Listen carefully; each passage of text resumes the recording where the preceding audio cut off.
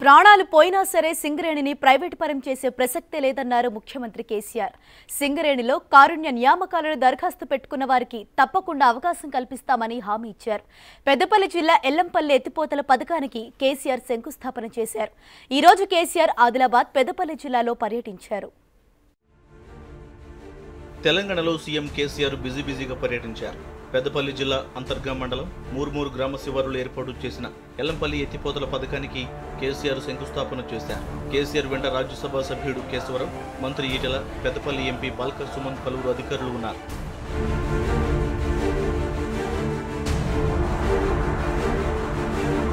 80 కోట్ల రూపాయల వ్యయంతో ఎల్లంపల్లి ఎత్తిపోతల పథకాన్ని నిర్మిస్తున్నట్లు కేసీఆర్ చెప్పారు. ఈ పథకం పూర్తయితే అంతర్గం, పాలకుర్తి మండలాల పరిధిలో 22,000 ఎకరాలకు సాగునీరు ఉంటుందని కేసీఆర్ అన్నారు. రామగుండం ఎన్టీపీసీలో 1600 మెగావాట్ల విద్యుత్ పరిశ్రమ పనులు కొనసాగుతున్నాయని, ఎరువులు కర్మాగారం ఆధునీకరణ జరుగుతోంది అన్నారు. అంతర్గం మండలం లోపల ఈ బ్రాహ్మణపల్లి, ఎల్లంపల్లి, మధ్యర్యాల వగైరా అన్ని గ్రామాలకు కూడా లాభం జరుగుతుంది. 22,000 ఎకరాలు మా ఐడీ చైర్మన్ అని చెప్తా ఉన్నారు. 22 శంకర్ రెడ్డి గారు అన్న మేము కూడా ఎస్టిమేట్ చేసినాం, రెడీ అంటే పని చేపిస్తామని చెప్తున్నారు. థర్డ్ లిఫ్ట్ది 22,000 ఎకరాలు వేసి మొత్తం లాభం జరిగే ఆస్కారం ఉంటుంది. ఇక మీకు సుభిక్షంగా ఉంటుంది. మీకు ఎస్ఆర్ఎస్ పిల్లల కోసం చూడాల్సిన పని లేదు. ఈ మనోహర్ రెడ్డి గారితో మీకు పంచాయతీ కూడా ఉండేది. ఇక్కడ నీళ్ళు పెద్దపల్లి దాటి రావాలి. మీకు ఈ ఆయనకి మీకు కూడా మంచి దోస్తాను అవుతుంది. ఇప్పుడు పంచాయతీ పోతుంది కాబట్టి వాళ్ళకు కూడా వచ్చిన నీళ్ళు సబ్సిడీ సరిపోతాయి. మీకు కూడా ఇక్కడనే కాబట్టి మీ అందుబాటులో ఉంటుంది కాబట్టి నీళ్ళు బాగా ఉంటాయి. అంతకుముందు కరీంనగర్లో సీఎం కేసీఆర్ ప్రయాణిస్తున్న హెలికాప్టర్లోని బ్యాగు నుండి పొగలు వచ్చాయి. తీగలగుట్టపల్లి వద్ద నుండి హెలికాప్టర్ పైకి లేచే సమయంలో పొగలు రావడంతో సిబ్బంది అప్రమత్తమై 100 మీటర్ల దూరంలో బ్యాగును పడేశారు. వైర్లెస్ సెట్లో షార్ట్ సర్క్యూట్తో మంటలు వచ్చినట్లు పోలీసులు తెలిపారు.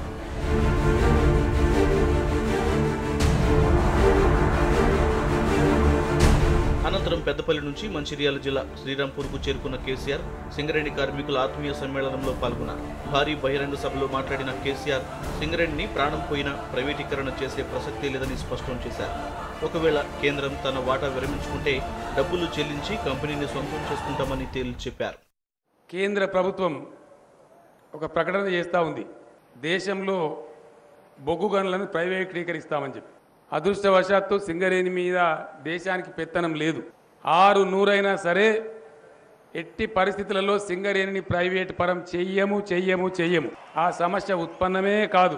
ఒకవేళ అంత గులగుల ఉంటే కేంద్రం తన వాటా విరమించుకోదలుచుకుంటే వాళ్ళ పైసలు వాళ్ళ వాటాదానం చేతులు పెట్టి పంపిస్తాం.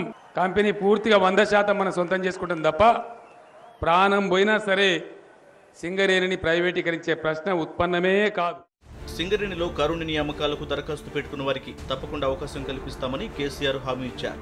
అర్హులైన వారంతా కారుణ్య నియామకాలకు దరఖాస్తు చేసుకోవాల్సిందిగా కేసీఆర్ సూచించారు. అందుకోసం మార్చి మొదటి వారంలోనే మెడికల్ బోర్డు ఏర్పాటు చేయబోతున్నట్లు కేసీఆర్ తెలిపారు. ఎవరెవరైతే డిపెండెంట్ ఎంప్లాయ్మెంట్ కోసం ఇంతకుముందు హెల్త్కు పెట్టుకున్నారో వాళ్ళందరికీ కూడా నేను హామీ ఇస్తా ఉన్నా, మీ అందరికీ కూడా అవకాశం కల్పించబడుతుంది. దాన్ని డిపెండెంట్ ఎంప్లాయ్మెంట్ అనడం మర్చిపోండి. దాన్ని ఇక నుంచి కారుణ్య నియామకం అని పిలవండి, కంపాజినేట్ అపాయింట్మెంట్ అని పిలవండి. వాళ్ళందరికీ కూడా అవకాశం వస్తుందని నేను మనవి చేస్తూ ఉన్నా. అది ఎప్పుడో 10 ఏళ్ళకో 20 ఏళ్ళకో జరగదు. ఇమీడియట్గా మెడికల్ బోర్డు ఏర్పాటు చేస్తూ ఉన్నాం. ఆ మెడికల్ బోర్డు మార్చి మొదటి వారం నుంచే పనిచేయడం కూడా ప్రారంభిస్తుంది. అందరూ కూడా అప్లై చేసుకోవాలని చెప్పి మేము మీకు మనవి చేస్తూ ఉన్నాం. నేడు సీఎం కేసీఆర్ పర్యటన సందర్భంగా సింగరేణి కార్మికులకు యాజమాన్యం సెలవు ప్రకటించింది. కేసీఆర్ బహిరంగ సభకు హాజరయ్యేందుకు వేతనంతో కూడిన సెలవును ప్రకటించింది. దీంతో సింగరేణిపై 10 కోట్ల ఆర్థిక భారంతో పాటు ఉత్పత్తి పరంగా మరో 5 కోట్లు నష్టం జరగనున్నట్లు సమాచారం.